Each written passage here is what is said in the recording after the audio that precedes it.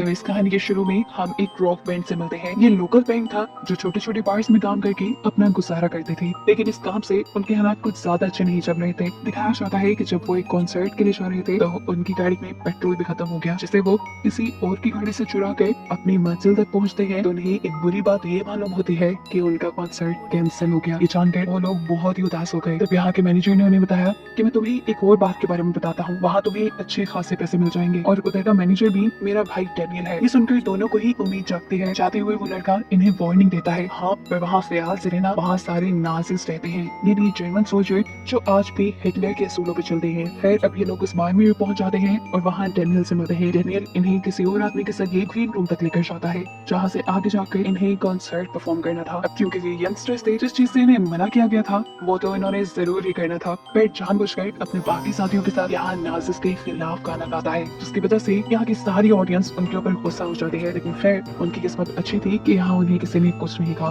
Concert के खत्म होने पर इन्हें पैसे भी मिल गए और ये बस यहाँ से जाने ही वाले थे कि सैम को पता चला कि उसका मोबाइल तो ग्रीन रूम में ही रह गया है। बट उस मोबाइल को लेने के लिए जाता है, जहाँ ग्रीन रूम में जाते ही उसके होश उड़ गए जमीन पे पड़ी हुई एक लाश देखकर। ये जिस लड़की की लाश थी उसकी दोस्त भी यहीं खड़ी हुई थी, जो रोते हुए बेड से कहती है, प्लीज पुलिस को कॉल करो, मेरी मदद करो। राइट भी उसकी मदद करना चाहता था, इसीलिए फोन उठाकर वो जल्दी से रूम से बाहर निकलता है। लेकिन तभी पीछे से उसे गैंगस्टर्स पकड़ लेते हैं। लेकिन उससे पहले ही वो पुलिस को कॉल कर चुका था। हर सिचुएशन को संभालने के लिए अब गैंगस्टर्स इन सबको पकड़कर ग्रीन रूम में बंद कर देते हैं। वो जानते थे कि पुलिस ने तो यहाँ आना ही है। इस मर्डर को छुपाने के लिए उन्होंने बाहर जानबूझकर दो लड़कों के दरमियान में लड़ाई करवाई ताकि पुलिस को लगे कि इसी लड़ाई के लिए उन्हें यहाँ बुलाया गया था। गैंगस्टर्स का प्लान सही काम भी करता है और वो लोग पुलिस को डिस्ट्रैक्ट करने में कामयाब भी हो जाते हैं। लेकिन अब सबसे बुरा यह हुआ था कि किसी के किए हुए गुनाह में ये चारों फंस चुके थे। इस सब के दौरान हम देखते हैं कि इस बार का ऑनर जो कि इन सब का बॉस था वो भी यहाँ आ चुका था और उसे यहाँ पर होने वाले मर्डर के बारे में पहले से ही पता था। असल में इस लड़की का मर्डर और यहाँ पर जो कुछ भी हुआ था वो सब उसी के ऑर्डर पे हुआ था। अब बॉस यहाँ आकर किसी से भी बिना कुछ कहे सबसे पहले इन रॉक बैंड की कार को चेक करता है, जहाँ उसे पेट्रोल चोरी करने का सामान मिला। ये देखने के बाद बॉस अपने आदमी को ऑर्डर देता है कि जिन दोनों ने उस लड़की का मर्डर किया था उन्हें इस मर्डर साइट से कहीं भेज दो। ये बात बताने के लिए जैसे ही बॉस का असिस्टेंट इस ग्रीन रूम तक आया तो उन दोनों आदमियों के साथ ये चारों भी चालाकी से यहाँ से निकलने की कोशिश करने लगे। लेकिन गन पॉइंट पे इन गैंगस्टर्स ने इन चारों को यहीं पर रोक लिया। एम्बर जो कि मरने वाली लड़की की दोस्त थी वो इन सबको बताती है, तुम्हें यहाँ इसलिए रोका जा रहा है ताकि ये सब तुम्हें मार दे, क्योंकि तुम्हें इनका राज पता चल गया है। ऐसे तुम्हें ये जाने नहीं देंगे। इस चीज का यकीन तो इन चारों को भी हो चला था। ये लोग यहाँ से भागना चाहते थे, लेकिन जिस गार्ड के हाथ में गन थी वो उन्हें ऐसा करने से रोक रहा था। खैर इतनी ही देर में इनके रूम के बाहर आ जाता है बॉस, जो कि यहाँ गार्ड को दरवाजा खोलने को कहता है। ये लोग समझ गए कि बस इनका मरने का वक्त करीब है। ये जानते थे कि अगर दरवाजा खुला तो ये मर जाएंगे, इसलिए अपनी जान बचाने के लिए ये चारों मिलकर गार्ड के ऊपर हमला कर देते हैं। बैट उसे काबू में करता है, जबकि उसका दूसरा साथी उसके हाथ से गन छीनने में कामयाब हो चुका था। बाहर से बॉस बार बार नॉक कर रहा था, लेकिन ये लोग दरवाजा नहीं खोल रहे थे। तंग आकर वो यहाँ से चला गया। वो भी अब जानता था कि इन्हें यहाँ से निकालने के लिए उसे कोई और ही हरबा चलाना पड़ेगा, जिसके लिए सबसे पहले उसने अपने बार में मौजूद सभी लोगों को यहाँ से बाहर निकाल दिया। इतनी देर में हमने देखा कि यहाँ पर डैनियल भी आ गया, वही लड़का जो इन्हें सबसे पहले इस बार में मिला था। जबकि रूम के अंदर से ये पूरा ग्रुप यहाँ से निकलने का कोई खुफिया रास्ता ढूंढ रहे थे और ऐसा करते हुए ही उनके एक साथी को फ्लोर के नीचे एक बंकर मिलता है। इससे पहले कि ये लोग इस बंकर को खोलकर इसके अंदर चले जाते ही दरवाजे के बाहर दोबारा से बॉस आ गए, जिसने इनको बातों में लगाना शुरू किया। वो कहता है कि तुम्हारे पास जो गन है वो शराफत से मुझे दे दो, क्योंकि इस गन से उस लड़की का मर्डर हुआ है और अगर तुमने मुझे ना दी, एक तो तुम बगैर लाइसेंस गन के चक्कर में फंस जाओगे और दूसरा मैं तुम्हें इस लड़की के मर्डर के इल्जाम में फंसा दूंगा। ये सुनकर ये लोग भी डर गए और बैट अब दरवाजा खोल के वो गन बॉस को बाहर देने के लिए जाता है। एम्बर जो ऊपर रूम की वेंटिलेशन पर खड़ी बाहर की सारी सिचुएशन देख रही थी, वो देखते हैं कि बॉस के साथ लोग इन लोगों को मारने के लिए खड़े हैं जो इनके दरवाजा खोलने के इंतजार में हैं। इससे पहले कि वो कुछ बताती, ये लोग गन के साथ बैट का हाथ भी पकड़ चुके थे। वो उसे खींच रहे थे, लेकिन यहाँ उसके बाकी साथी उसे बचाने लगते हैं और किसी तरह उसके हाथ को अंदर करके ये दरवाजा बंद करने में कामयाब भी हो जाते हैं। लेकिन इस सब के अंदर बैट का हाथ बुरी तरह कट चुका था और वो तड़प रहा था। इनके दरवाजा बंद करते ही वो गार्ड जिसको इन्होंने काबू किया हुआ था वो भी इन्हीं के ऊपर हमला करने वाला था, जिसके हमले से बचने के लिए एम्बर उसी के ऊपर हमला करते हैं। वो उसकी गर्दन पे चाकू रख चुकी थी और गलती से ये चाकू चल गया और एम्बर के हाथ से उस गार्ड का मर्डर हो गया। ये लोग पैनिक तो हुए, लेकिन कहीं ना कहीं ये लोग इस सिचुएशन के लिए पहले से तैयार हो गए थे, क्योंकि ये जानते थे यहाँ किसी न किसी को तो मरना ही है। ये करने के बाद बॉस भी कमरे के बाहर से जा चुके थे। ये लोग दोबारा अपने मिशन पे यानी यहाँ से निकलने का रास्ता ढूंढने में लग गए। इन्हें जो फ्लोर के नीचे बंकर मिला था, ये लोग उसमें जाने का फैसला करते हैं। इन्हें उम्मीद थी वहां से ये बाहर जाने का कोई रास्ता मिल ही जाएगा। लेकिन जैसे ही ये लोग नीचे गए तो इन लोगों के होश ही हो गए ये देखकर कि ये जगह एक पूरी लैब थी जिसके अंदर ड्रग्स बनाई जा रही थी। और असल में वो गैंगस्टर, वो बॉस अपने इसी बिजनेस को छुपाने के लिए तो चाह रहा था कि पुलिस यहाँ ना आए। ये बात वो समझ जाते हैं।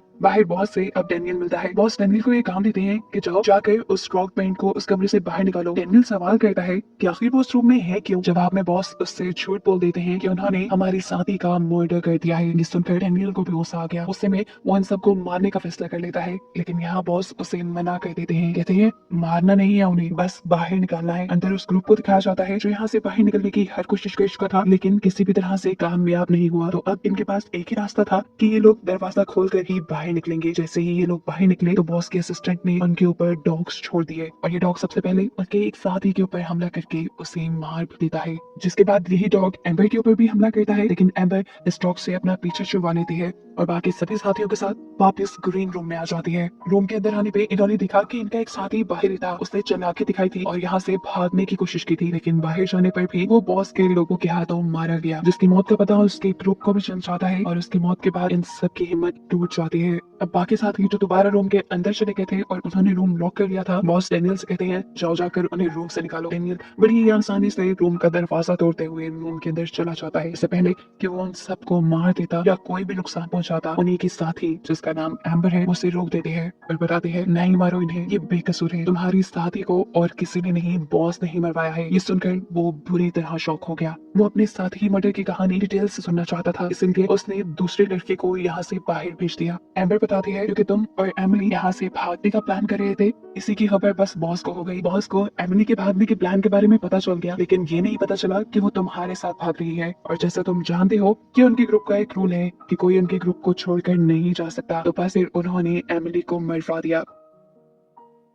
असल में बॉस को डर भी था कि अगर कोई ग्रुप का मेंबर उनके ग्रुप को छोड़कर जाएगा तो वो आगे के लिए उनके लिए मुसीबत साबित हो सकता है। अभी तक किसी को ये बात मालूम नहीं थी कि एमिली डेनियल के साथ भागने वाली थी। यहाँ डेनियल जब अपने दूसरे साथी को बाहर भेजता है तो उसे देखकर बॉस समझ गया कि अंदर कुछ खिचड़ी पक रही है। वो अंदर जाकर इंटरफेयर नहीं करता बल्कि बाहर से ही डेनियल की कार चेक करता है, जिसे चेक करने पर उसे कार की डिक्की में डेनियल का सामान और साथ ही साथ उसके साथी का सामान और उनकी एक पिक्चर मिली, जिसे देखकर वो समझ गया कि उस लड़की को भगाने वाला और कोई नहीं बल्कि डेनियल ही था। और अब डेनियल की भी जान के पीछे पड़ गया। जबकि दूसरी तरफ ग्रीन रूम के अंदर डेनियल ने फैसला कर लिया था कि वो सब लोगों को यहाँ से जिंदा सलामत बाहर निकालेगा। लेकिन जैसे ही वो बाहर निकलने लगा तो अपने ही लोगों के हाथों मारा गया, क्योंकि उसे ये बात नहीं मालूम थी कि बॉस सब सच जानते हैं और अब वो उसकी भी जान के पीछे हैं। बाहर तो ये निकल ही गए थे, ये लोग हिम्मत कहते हैं आगे बढ़ने की, लेकिन अफसोस कि गैंगस्टर्स के लोग इनके ऊपर फायरिंग कर देते हैं, जिसके चलते सैम भी मारी जाती है। अब बचे थे पेट और एम्बर, जो दोनों डरते हुए दोबारा ग्रीन रूम के अंदर आ गए। वो बहुत ही ज्यादा डरे हुए थे, नहीं जानते थे कि उन्हें अब क्या करना है। बॉस भी अब दरवाजा खुलवाने की या उन्हें बाहर निकालने की कोशिश नहीं करते बल्कि वहाँ पर अपना डॉग छोड़कर चले जाते हैं। यहाँ सिचुएशन इनके लिए थोड़ी सी कंट्रोल में आई थी। पेट जो कि बहुत ही टैलेंटेड था, वो अजीबोगरीब आवाजें निकाल कर डॉग को डराकर यहाँ से दूर भेज देता है। और फिर वो जो दो आदमी बॉस ने यहाँ इनको गार्ड करने के लिए छोड़े थे, पेट उन्हें भी उन्हीं की गन से मार देता है। दोनों गार्ड्स को मरा हुआ देखकर पीछे से बॉस का असिस्टेंट निकल कर आया, जो उन गार्ड्स को मरा देखकर और पेट के हाथ में गन देखकर पूरी तरह डर गया। वो जानता था कि पेट अब उसे मार देगा, लेकिन पेट ने उसे मारा नहीं, क्योंकि अब इसी से तो उन्होंने बॉस का पूरा प्लान सुनना था। असल में बॉस का ड्रग बनाने और स्मगल करने का बिजनेस था, इसलिए वो नहीं चाहता था कि पुलिस यहाँ पर आकर सबको पकड़े। और क्योंकि इस रॉक बैंड को भी बॉस की सारी हकीकत पता चल चुकी थी, तो अब वो उनको भी जिंदा नहीं छोड़ना चाहता था। उसे इस ग्रुप को मारना भी कुछ इस तरह था कि किसी को उस पर शक भी ना हो। बॉस का असिस्टेंट बताता है इसीलिए तो उन्होंने तुम्हारी कार और तुम्हारी पेट्रोल चुराने वाली किट को अपने घर के बाहर छोड़ दिया और सबको उसने डॉग्स के हाथों मरवाने की इसलिए कोशिश की ताकि पुलिस को लगे कि ये लोग पेट्रोल चुराने आए थे,